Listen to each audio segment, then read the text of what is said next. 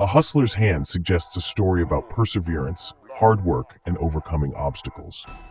Grandson, also known as Grand BGS, a compelling and complex character. With traits like industriousness, resilience, and street smarts, he has likely faced challenges and overcome obstacles. The addition of dangerous hints add a deeper layer to his personality. Grandson's dangerous side is a protective mechanism for his loved ones. He will stop at nothing to defend his family, making him a formidable force when they are threatened. The story takes a thrilling turn. Grand's mission to find his missing loved one drives the plot forward.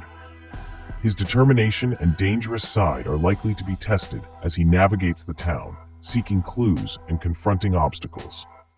The Double-Cross City is a fitting nickname for a city with a mix of luxury and danger.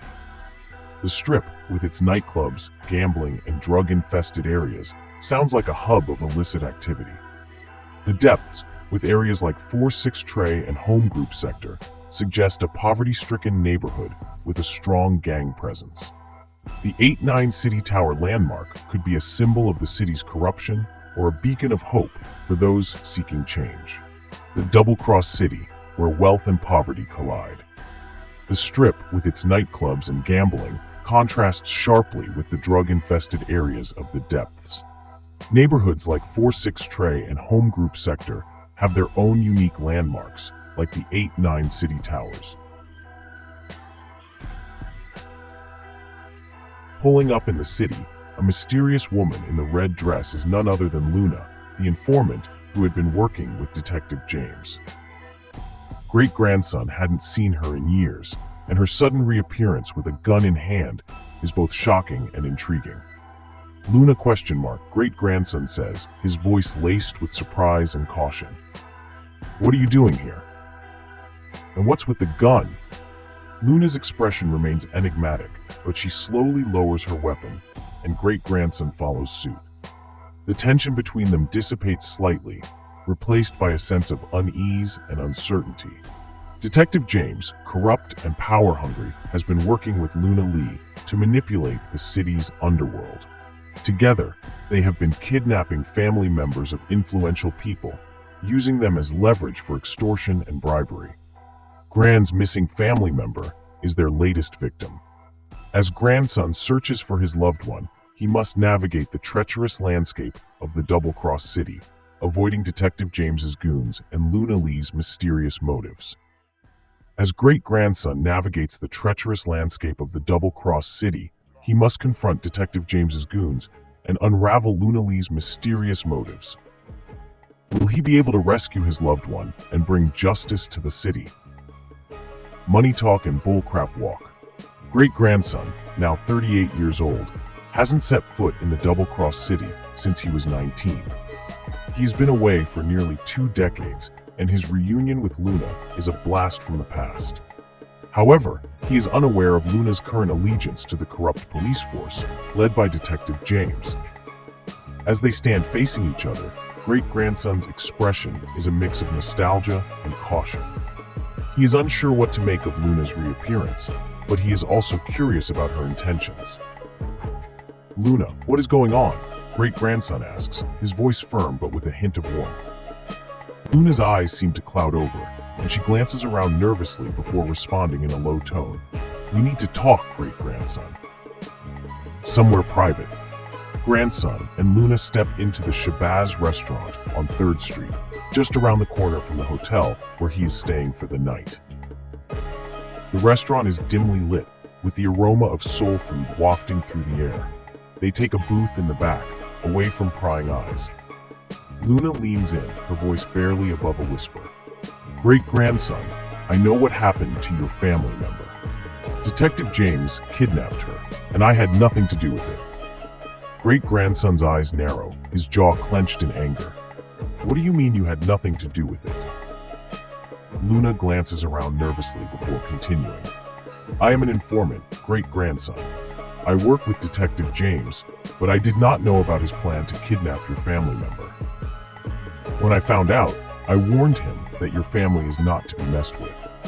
I told him that you would stop at nothing to protect them. Grandson's expression softens slightly. his anger giving way to curiosity. "Why are you telling me this, Luna? What do you want from me?" Luna's eyes lock onto GGS's, her expression serious.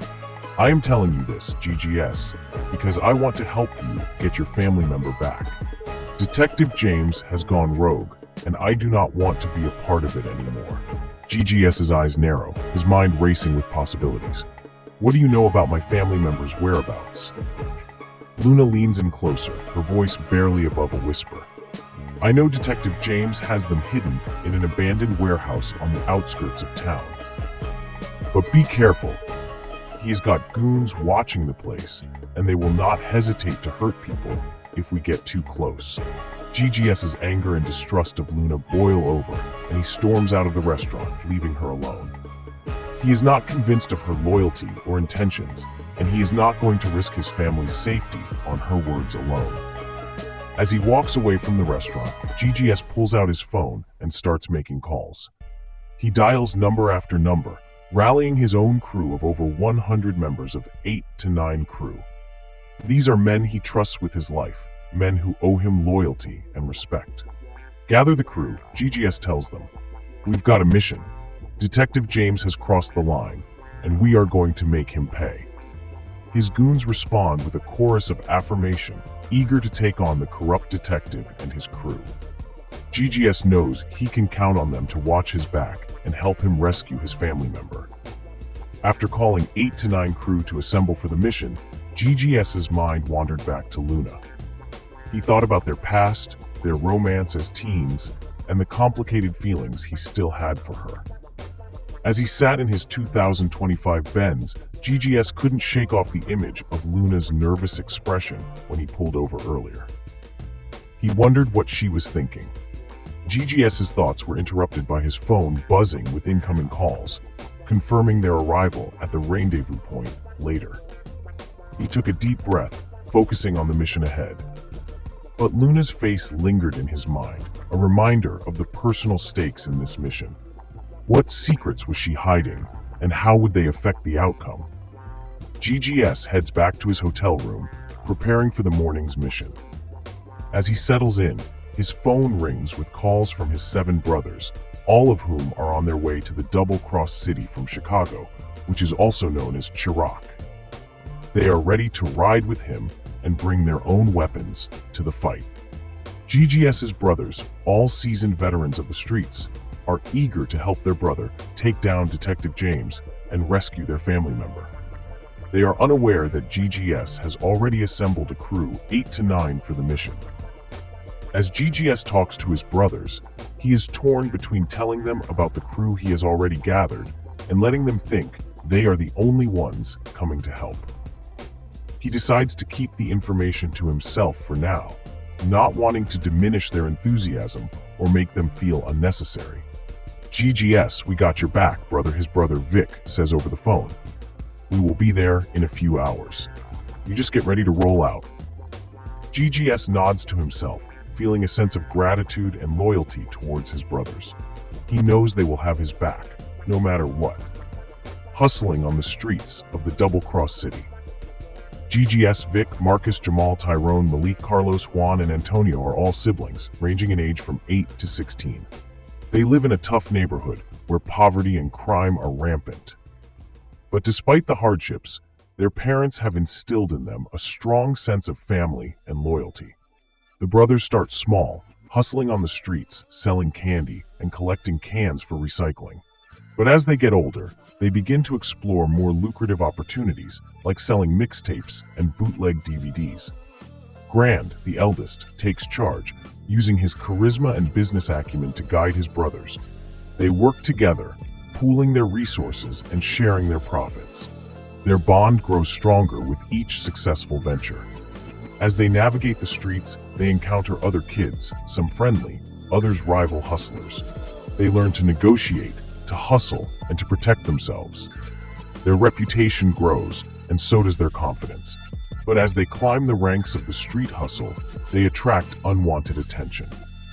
Detective James, a corrupt cop with a penchant for extortion, begins to take notice of the brothers' activities. The brothers' world is turned upside down when their parents pass away, leaving them to fend for themselves. They are forced to grow up quickly, relying on each other for support and guidance. Their sister, Nikki, is the only sibling who stays in the city, while the brothers hustle on the streets. She works as a dancer at the Strip Rendezvous, a popular club in the city. One fateful night, Nikki finishes her shift and heads home, unaware of the danger lurking in the shadows. Detective James, who has been watching her for some time, snatches her off the street, dragging her into his car. The brothers are oblivious to Nikki's disappearance, too caught up in their own hustle. But when they realize she is missing, they launch a desperate search, scouring the city for any sign of their sister.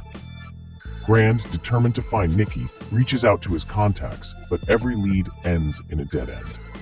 It's as if Nikki vanished into thin air. The brothers are frantic, their bond tested like never before. They know they must find Nikki before it is too late. The brothers are scattered across different states, making their search for Nikki even more challenging. GGS, the eldest, lives in New Jersey, while his brothers are based in Chicago. They have been keeping in touch through regular phone calls and messages, but the distance makes it harder for them to coordinate their search efforts. Vic, Marcus, Jamal, Tyrone, Malik, Carlos, Juan, and Antonio are all in Chicago trying to gather information and resources to help find Nikki. They are reaching out to their contacts in the city, trying to see if anyone has seen or heard from their sister. GGS, meanwhile, is working his connections in New Jersey, trying to see if Nikki might have reached out to anyone he knows. He is also keeping an eye on Detective James's movements, trying to anticipate his next step. Despite the distance, the brothers are working together, sharing information and strategies to bring Nikki home. They are determined to leave no stone unturned, to follow every lead, no matter how small. As they continue their search, they receive a cryptic message from an unknown number. Look closer to home. The night wears off, and the early morning hours arrive. GGS's brothers pull up to the hotel parking lot around 5:36 a.m., their vehicles a convoy of sleek rides, each one bearing the scars of Chicago's tough streets. GGS steps out of the hotel lobby, his eyes scanning the parking lot as his brothers emerge from their vehicles. They are all dressed in black, their faces set with determination. Vic, the eldest of GGS's brothers, approaches him first. "What's the plan, bro?" he asks, his voice low and serious. GGS nods towards the hotel entrance. "Let's get the crew together. We have got a lot to discuss." As they enter the hotel lobby, GGS's phone rings from an unknown number. GGS's phone rings again, and he answers to hear the voices of his two male cousins from Atlanta. They are cousins he is close with, and he knows they are always ready to ride with him. "Yo, cousin, we just got off the highway," one of them says. "Vic called us 2 days ago, told us to bring our gear. We are ready to roll out with you." GGS nods to himself, feeling a sense of gratitude towards his cousins for coming through. He knows they have got his back, no matter what. "Appreciate you boys coming up," GGS says. "We have got a situation with Detective James. He has kidnapped my sister, and we need to find her, my G." His cousins grunt in unison, their anger and determination palpable, even over the phone. "We are on it because, where do we meet up?" GGS gives them the location of the hotel, and they agree to meet up in 20 minutes. GGS suggests meeting up at the Sugar Bowl, a local diner, to discuss the mission details before gathering with the crew. "Let's meet up at the Sugar Bowl because," GGS says to his cousins, "we can grab a booth in the back and go over the plan before we meet up with everyone else." His cousins agree, and they make plans to meet at the Sugar Bowl in 20 minutes. GGS hangs up the phone and heads out to meet his cousins, his mind focused on the mission ahead. As he arrives at the Sugar Bowl, GGS sees his cousins already seated in a booth in the back. They nod at him as he approaches, and GGS slides in across from them. "All right, cousin, let us get down to business," Vic says, his voice low and serious. "What is the plan to take down Detective James and get our family member back?" GGS leans in, his eyes locked on his cousins. Sugar Bowl Diner, filled with the warm aroma of breakfast food, and the 10 family members gathered around the large table, enjoying a hearty breakfast together before their mission. GGS and his brothers Vic, Marcus, Jamal, Tyrone, Malik, Carlos, Juan, and Antonio are all chatting and laughing together, their bond and camaraderie evident. The table is filled with plates of pancakes, eggs, bacon, and sausage, and the family members are engaged in lively conversation. As they eat, GGS takes a moment to look around the table, feeling grateful for his family's support and loyalty. He knows that together, they can overcome any obstacle and achieve their mission. The waitress, a friendly woman with a warm smile, refills their coffee cups and asks if they need anything else. GGS's brothers all nod in appreciation, and the family continues their breakfast, savoring the moment before their mission begins. The atmosphere is filled with anticipation and determination. GGS's family is ready to take on whatever challenges lie ahead, united in their quest for justice and loyalty. GGS and his family members continue their conversation, but they are not speaking plainly. Instead, they are using a coded language that only they can understand, a language they have developed over the years since they were kids. They are speaking in a way that sounds like normal conversation, but the words and phrases have hidden meanings. It is a clever way to communicate without arousing suspicion or revealing their plans to anyone who might be listening. For example, GGS might say something like, "I am feeling hungry for some pancakes," but what he really means is, "I am ready to move forward with the plan." His brothers and cousins would understand the coded message and respond accordingly. As they continue their coded conversation, the waitress refills their coffee cups, oblivious to the hidden meanings behind their words. GGS and his family members exchange nods and smiles, their plan unfolding like a secret handshake. After finishing their breakfast, GGS and his family members pile into their cousin's van, ready to head to the 8-9 Towers, a cooperative building owned by one of GGS's brothers. As they drive, GGS's phone rings, and he answers, listening intently to the voice on the other end. His expression turns serious, and he nods to himself. "All right, got it," GGS says into the phone. "We're on our way." He hangs up and turns to his family members. "The crew is ready. They are assembled and waiting for us. Let's move out." The van's occupants exchange nods and determined looks. They are ready to put their plan into action and take down Detective James. GGS's brother Vic speaks loud up from the front seat. It is lit. The van cruises through the city streets, GGS and his family members riding in silence, each lost in their own thoughts as they head to meet the crew. The GPS guides them through the winding roads, the van's tires humming on the pavement. GGS's brothers and cousins are spread out across the seats, some gazing out the windows, others checking their phones or adjusting their gear. GGS sits in the front passenger seat, his eyes fixed on the road ahead, his mind rehearsing the plan. He knows the crew is waiting for them, and he is confident in their ability to get the job done. As they approach the meeting point, GGS can feel the tension building. His family members sense it too, their bodies subtly shifting in anticipation. The van turns a corner, and GGS sees the crew assembled in the distance. His heart rate quickens, and he gives a nod to his brothers and cousins. "It's time," he says, his voice low and even. The van turns onto MacWest Lane, and GGS can see the warehouse looming in the distance. It is a large, nondescript building with metal walls and a corrugated roof. The entrance is a large metal door with a smaller door to the side, both covered in graffiti. GGS's heart rate quickens as he surveys the area. He can see his crew assembled outside the warehouse, their faces set with determination. There are over 100 of them, all armed and ready for battle. The van pulls up to the warehouse, and GGS's brothers and cousins pile out, joining the crew. GGS steps out last, his eyes scanning the area for any signs of unfamiliar faces. The crew falls silent, waiting for GGS's signal. He takes a deep breath, his mind focused on the mission ahead. "Let's do this," GGS says, his voice low and even. The crew nods, and they move towards the warehouse entrance, ready to take on whatever lies within. GGS steps into the warehouse, his eyes adjusting to the dim lighting. The air is thick with the smell of grease and metal. He sees rows of machinery and crates of ammunition stacked up, casting long shadows across the floor.